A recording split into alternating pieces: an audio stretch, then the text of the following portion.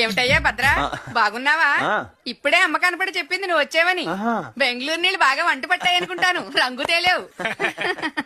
ఇలాంటి ఫంక్షన్లకు రావటమేనా నువ్వు కూడా పప్పన్నం పెట్టేది ఉందా? మా అమ్మాయి శిరీష, గుర్తుపట్లే? ఇందాక మీ అమ్మ కనపడి కుందనపు బొమ్మలా ఉంది, పెళ్లిడికి వచ్చిందే అంది.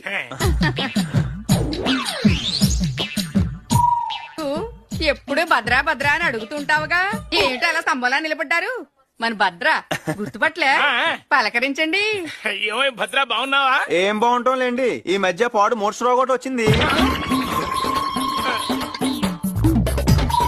ఇలా చేతిలో తాళం గుర్తి పక్కన మనిషి లేకపోతే బయటకు రావట్లేదంటే మన వాళ్ళ ఫంక్షన్ కాబట్టి ఇలా బయటకు వచ్చాను. శిరీష్ కూడా బాగా రంగు తేలింది, పెళ్లిడికి వచ్చేసేట్టుందంటే. ఏడొచ్చింది అయ్యా, శుభ్రంగా చదువుకుంటుంటేను. మేము వస్తాం.